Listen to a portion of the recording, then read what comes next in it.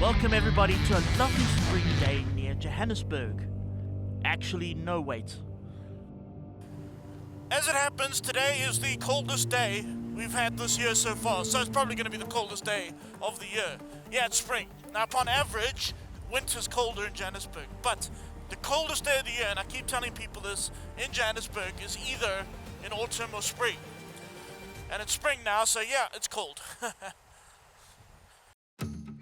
It's not the right day for a naked bike, which is why we are riding the opposite of a naked bike. It's this, the Indian Roadmaster. Or should I say, the USS Roadmaster. This is pretty much a cruise ship. And last week we had the Boss Hoss, this week we got this, so yeah, we seem to have a thing on the bike show at the moment, a bit of a kind of a fab for bikes more affected by gravity. Although, on a dark, cold, windy and possibly rainy day like this, there is no bike better. Although I'm kind of lucky because this is very likely the most comfortable motorcycle you can ride right now. I think so. I don't know, we'll have to put it against the Goldwings and the Harleys and that kind of thing, but I think this might well be. And part of that is because, if we go to our screen here, there, it's got a rider heated seat for the rider. Yeah, let's put that all the way up. And then it's also got, you push a button down at the bottom here, over there, the heated grips.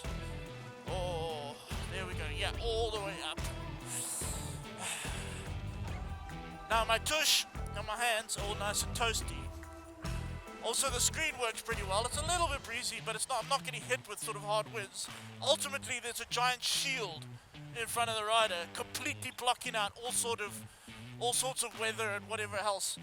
It hasn't rained yet, and we're kind of expecting it to at some stage, but I don't know if that much water's actually going to hit me, which I'm very grateful for.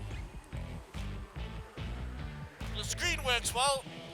If you want it to go down a bit, to put it to sport mode, you push a button over here on the handlebar, and there we go, the screen goes down, and now it's all nice and breezy. I think for today we're going to put it back up again. Yeah, thank you very much. There we go.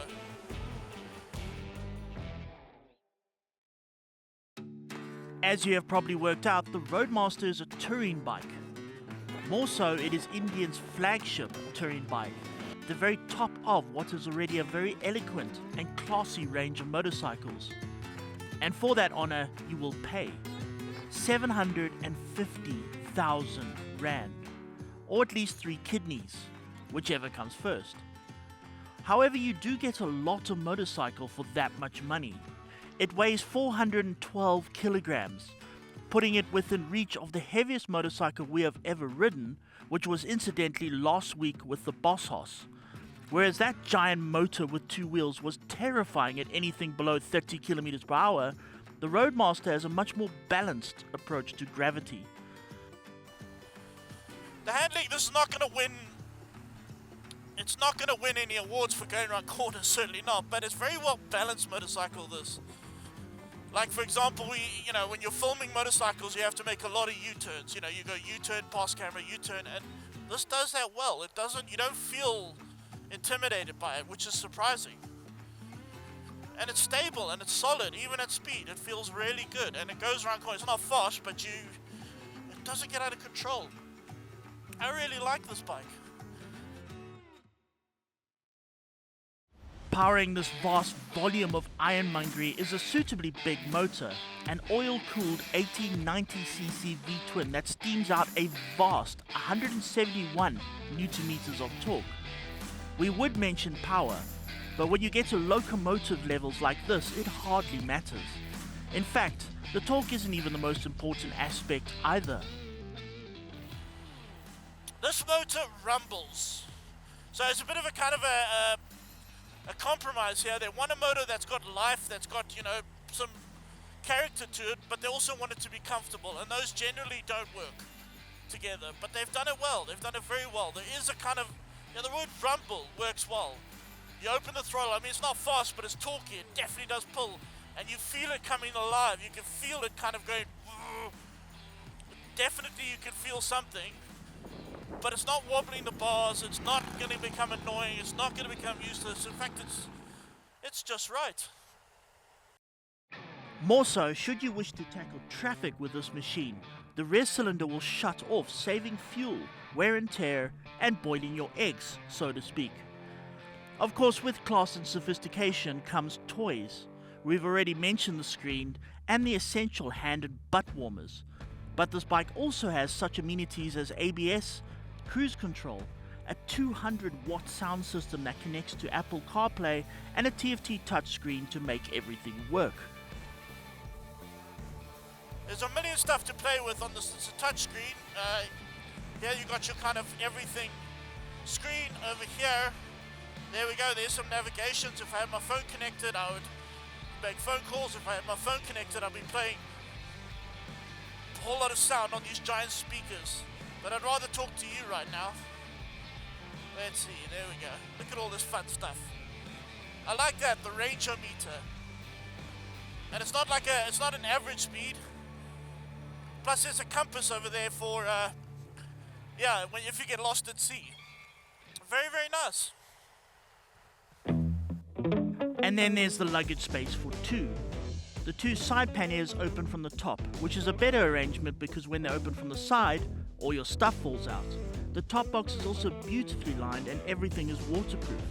In total, there's 137 litres of storage space, which is enough to store an entire human, if you sort of chop them up a bit. And there's also this little cubby hole over here with a USB plug-in, and joy of joys, actually enough space to fit a cell phone. Imagine that. One day when I come into power, every single motorcycle ever built will have one of these. Then there's one more bit of luxury befitting a cruise ship. What this thing also has is air conditioning. How cool is that? But it's a bit nippy today, so let's we're gonna close that. Yeah. So here we have a bike that costs a heck of a lot of money, but it is a lot of bike. A lot of bike that cannot be ignored, even at that price. Well, this bike is different to like many other, shall we say, American-built bikes. Is the closer you look at the details, the better it actually looks. Just everything looks so good on this motorcycle. And it's well crafted and it's well put together. It's a good looking, classy motorcycle. It should be. I mean, it's priced that much.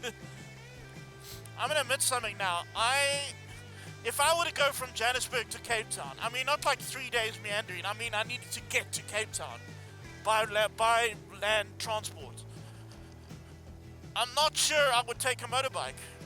Because you're just going to get on the N1 freeway, this big open grey hellhole, and you're just going to sit there for hours at a time. And quite frankly, if I was going to do something like that, I'd rather have a radio and air conditioning and all of that.